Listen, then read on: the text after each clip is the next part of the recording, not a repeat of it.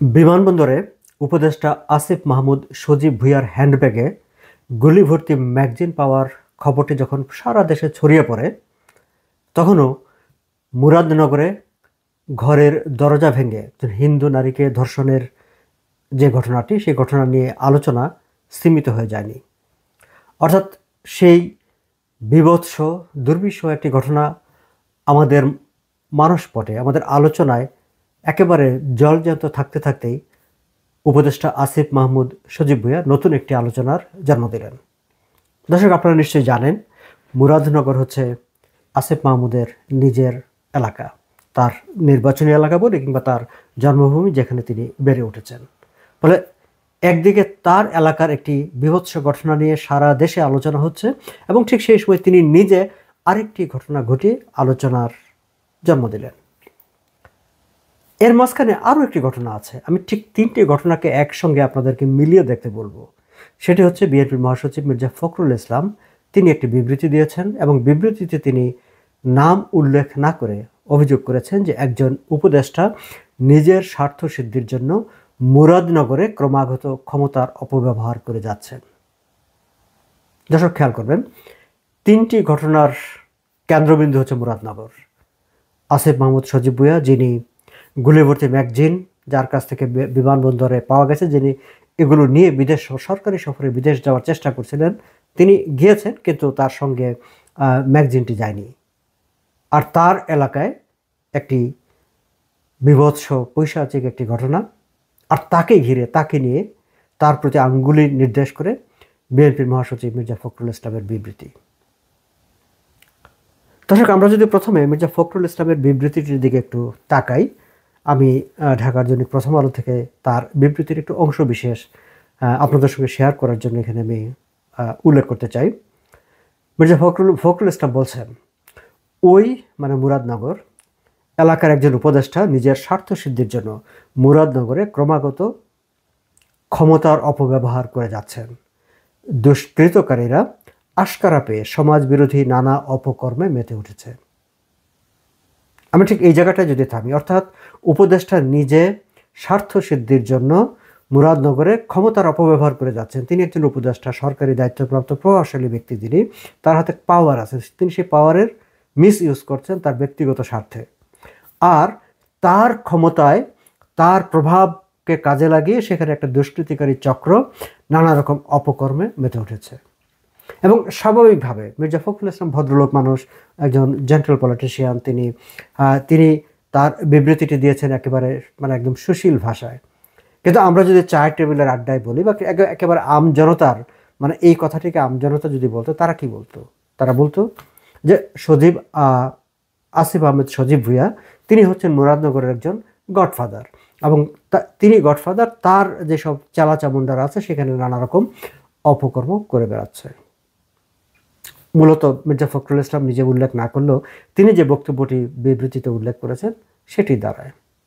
তাহলে আসিফ মাহমুদ কি মুরাদনগরের গডফাদার?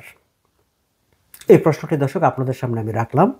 তার কর্মকাণ্ড, তিনি যেসব কাজ করছেন বা তার এলাকায় তার আশীর্বাদ পুষ্ট বা তার পৃষ্ঠপোষকতায় নানা মানুষ যে ধরনের কাজকর্ম করে যাচ্ছে, সেগুলো একসাথে ব্যাখ্যা বিশ্লেষণ করে হয়তো বা এর একটি উপসংহার টানা যাবে। আমি অন্য সময় হলে, অন্য সরকার হলে হয়তো বলতাম যে গণমাধ্যমের উচিত হবে এই বিষয়গুলো নিয়ে একটু খোঁজ খবর করা, কিন্তু এখন সেটি বলার সুযোগ নেই, এই কারণে যে গণমাধ্যমের সেই সাহস নেই বা সেই গণমাধ্যম নেই যারা আসিফ মাহমুদ সজীব ভুঁইয়ার বিষয় নিয়ে অনুসন্ধান করবে কিংবা কোনো খবর প্রকাশ করবে। এবং তার জলজ্যান্ত প্রমাণ হচ্ছে এয়ারপোর্টে তার হ্যান্ডব্যাগে যেই গুলিভর্তি ম্যাগাজিনটি পাওয়া গেছে, ঢাকার কোনো কোনো পত্রিকা তাদের অনলাইন ভার্সনে সংবাদটি প্রকাশ করেছিল এবং জানা গেছে যে 5 মিনিটের মধ্যে সেই খবরটি উঠিয়ে ফেলতে হয়েছে। এবং পরবর্তীতে বিভিন্ন পত্রপত্রিকায় এই খবরটি এসেছে কখন? যখন আসিফ মাহমুদ সজীব ভুঁইয়া তিনি নিজে একটি বক্তব্য দিয়েছেন তার সোশ্যাল মিডিয়ায়, যে পুরো ঘটনাটি সম্পর্কে একটি ব্যাখ্যা দিয়েছেন, তখন পত্রিকাগুলো আসলে সেই ব্যাখ্যাটি তারা ছাপতে চেয়েছে এবং সেই ব্যাখ্যাটি ছাপতে গিয়ে তারা ঘটনার উল্লেখ করেছে। তারা কিন্তু ঘটনার খবর করেনি। অর্থাৎ বাংলাদেশের সংবাদপত্র, বাংলাদেশের গণমাধ্যম সজীব ভুঁইয়া একজন উপদেষ্টা, তার কাছে, তার হ্যান্ডব্যাগে গুলি ভর্তি ম্যাগজিন পাওয়া গেছে, অস্ত্র পাওয়া যায়নি। তিনি বলছেন যে অস্ত্রটি তিনি বাসায় রেখে গেছেন আরেকটি ম্যাগজিন সহ। আমি সেই আলোচনায় আসব, কিন্তু সেটি তারা একেবারে সাদামাটাভাবেও তারা খবরটি প্রকাশ করতে পারেননি। খবরটি তখনই প্রকাশ করেছেন যখন সজীব ভুঁইয়া একটি বক্তব্য দিয়েছেন, তার বক্তব্যটি প্রকাশ করতে গিয়ে ঠিক একই ঘটনা ঘটেছিল যে এর আগে তার নির্বাচনী এলাকা, সজীব ভুঁইয়ার নির্বাচনী যে এলাকা বা তার নিজের জন্মস্থান যে উপজেলাটি মুরাদনগরে যে হিন্দু নারীটি ধর্ষণের শিকার হয়েছে তার খবর আমরা দেখেছি যে প্রথম কয়েকদিন তো কোথাও এটা খবর বেরিয়ে হয়নি। তারপরে যখন একটি ভিডিও ভাইরাল হয়ে গেল তখন কোনো পত্রিকা খবর করেছে, এবং খবরটি প্রকাশ করার ক্ষেত্রে একেবারেই বোঝাই যাচ্ছিল যে তারা কি বলে যাবে। তারপর পুলিশ যখন স্টেটমেন্ট করলো ঘটনাটি নিয়ে, তখন অনেকেই বেশ আর একটু খোলামেলা হয়ে কথা বলার চেষ্টা করলো। এবং তারপরে অবশ্য যখন বোঝা গেল যে একটা পুলিশের অবস্থান আছে কিংবা কোনো একটা পাওয়ার কর্নারের একটি অবস্থান আছে এই বিষয়টি নিয়ে, তখন আবার মিডিয়া মোটামুটি একটা ফোকাস করতে শুরু করলো। আমি আবার এই জায়গাটায় দর্শক আপনাদেরকে মুরাদনগরের ঘটনার একটু উল্লেখ করতে চাই, এই কারণে যে যাতে পুরো আলোচনাটার সঙ্গে আপনারা প্রত্যেকটি ডটগুলোকে একসাথে মিলিয়ে একটি চিত্র দাঁড় করাতে পারেন। আমি দেখলাম যে পুলিশ একটি বিবৃতি দিয়েছিল, আজও আবার আরেকটি আলাদা বিবৃতি দিয়েছে। সেই বিবৃতিতে পুরনো ঘটনা তারা উল্লেখ করেছে এবং জানিয়েছে যে অভিযুক্তদের বাদবাকি যারা আছে, যারা ভিডিওটি ছড়িয়ে দিয়েছিল, তাদেরকে গ্রেফতারের চেষ্টা অব্যাহত আছে। এটি একটি ভালো কাজ পুলিশের, যে পুলিশ অবহিত রাখার চেষ্টা করছে এবং পুলিশ গ্রেফতার করার চেষ্টা করে যাচ্ছে। মজার ব্যাপার হচ্ছে যে গত দুদিনে আসলে এই ন্যাক্কারজনক ঘটনাটি নিয়ে আমরা দেখলাম যে আমাদের অনেক শিক্ষিত মানুষ, সাংবাদিকদেরও কেউ সুশীল মানুষ নানা রকম একটা গেম তারা করার চেষ্টা করেছেন।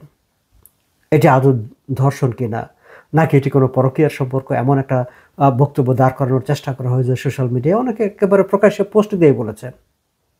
ভাগ্যিস যে পুলিশ তাদের প্রাথমিক তদন্তের পরিপ্রেক্ষিতে তাদের যে পাওয়া যে তথ্য সেখানে তারা উল্লেখ করেছে এবং তারা বলেছে যে মেয়েটি সত্যি নিপীড়নের শিকার হয়েছে। এটি পরকীয়ার কোনো বিষয় পুলিশ খুঁজে পায়নি।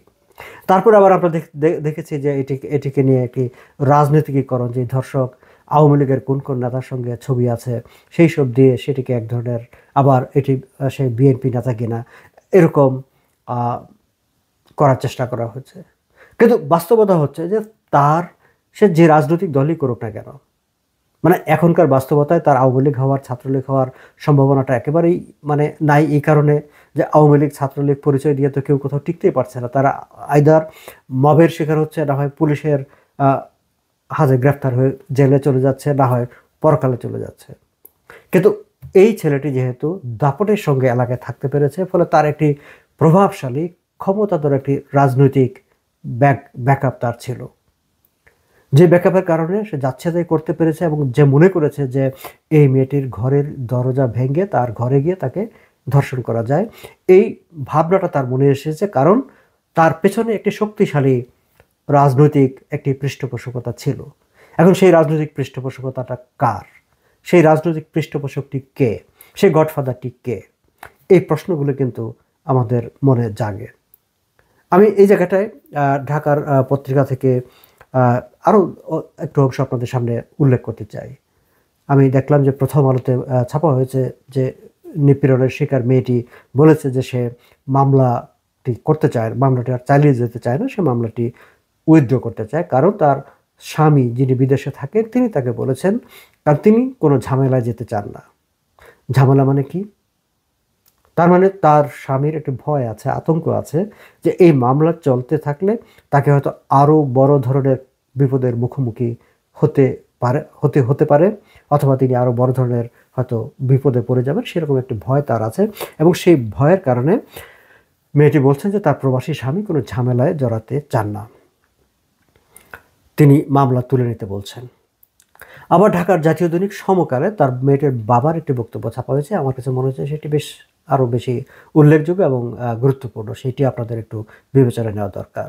তিনি বলছেন, আমার মেয়ের সঙ্গে যারা ঘটনা ঘটিয়েছে তারা অনেক শক্তিশালী। দর্শক খেয়াল করবেন, আমার মেয়ের সঙ্গে যারা ঘটনা ঘটিয়েছে তারা অনেক শক্তিশালী, চাইলেও তাদের সঙ্গে আমরা মামলা লড়াইয়ে যেতে পারি না।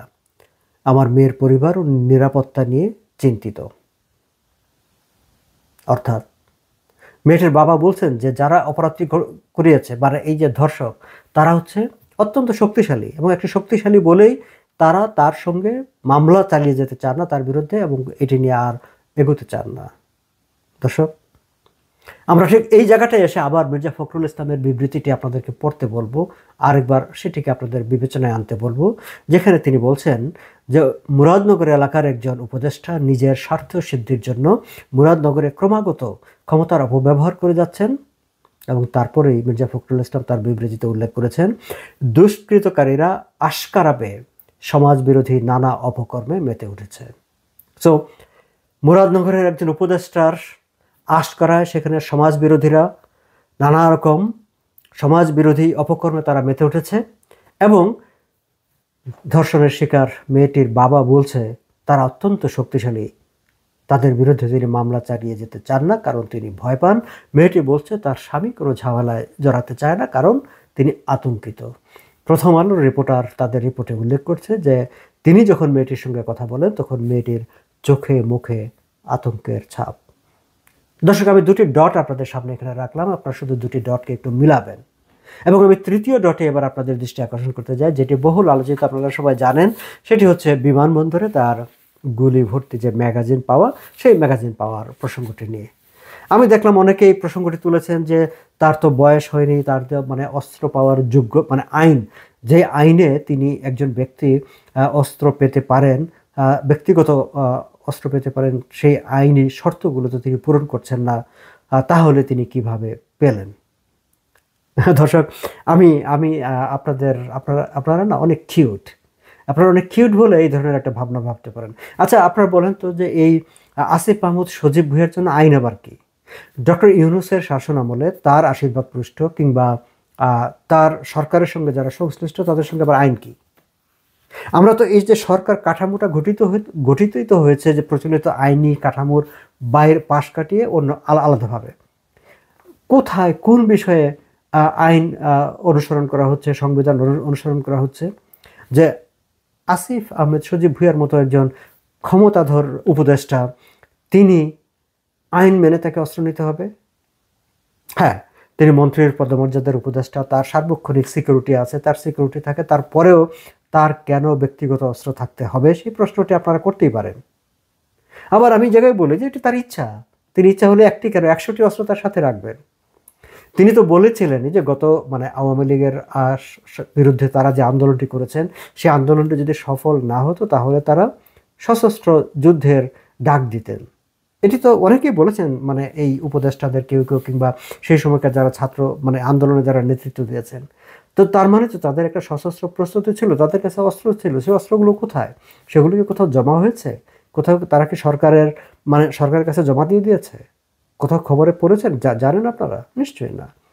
তাহলে সেগুলো কোথাও না কোথাও আছে। ফলে তার ব্যাগে একটি ম্যাগাজিন থাকলে, একটি গুলিভর্তি ম্যাগাজিন থাকলে কি আসে যায়? তার জন্য আইনি কাঠামো দেখানোর কি আছে? তিনি তো আইনের ঊর্ধ্বে। এবং ইনফ্যাক্ট ডক্টর ইউনূসের নিয়োগকর্তা তিনি এবং অন্য উপদেষ্টারা এবং ডক্টর ইউনূস নিজে, তাদের ক্ষেত্রে তো সংবিধান আইন দেখালে চলবে না। হ্যাঁ, এটি একটি প্রশ্ন যে তিনি যদি মানে বিমানবন্দরে যদি এটি ধরা না পড়তো, তিনি যদি এটি নিয়ে তিনি যেখানে যাচ্ছিলেন সে বিদেশে চলে যেতেন, বিদেশের কোনো এয়ারপোর্টে যদি এটি ধরা পড়তো তাহলে কি হতো সেটা অন্য প্রসঙ্গ। সেই পর্যন্ত যেহেতু যায়নি তাহলে আমরা সেই আলোচনায় গেলাম না। কিন্তু যেই জায়গাটায় আমরা যেতে চাই দর্শক, যে আমি এই যে ডটগুলোর কথা বললাম, এই ডটগুলো আমরা একটু মিলাতে চাই এবং আপনাদেরকেও মিলাতে বলি এবং মিলিয়ে একটা কনক্লুশনে আসতে বলি যে আমাদের এই যে ডক্টর ইউনূসের শাসন বা সরকার, তার উপদেষ্টা পরিষদে যারা আছে তারা আসলে কারা, তাদের অবস্থানটা আসলে কি? এই যে মির্জা ফখরুল ইসলাম বলছেন যে একজন উপদেষ্টা মুরাদনগরে যিনি আইনের ক্ষমতার অপব্যবহার করছেন এবং দুষ্কৃতিকারীরা তার ক্ষমতার অপব্যবহারের আশকারা পেয়ে সেখানে অপকর্ম করছে, আমি যেটিকে বলতে চাই যে মানে সাধারণ আড্ডায় হতো এটিকেই মানে গডফাদার বলা হতো। এরকম একজন ব্যক্তির উপদেষ্টা পরিষদে থাকা উচিত কিনা, ডক্টর ইউনূসের তাকে রাখা উচিত কিনা, নাকি তাকে দ্রুত উপদেষ্টা পরিষদ থেকে সরিয়ে দেওয়া দরকার? এই প্রশ্নগুলো আপনাদের সামনে রাখলাম দর্শক। আজ এই পর্যন্তই, ভালো থাকবেন।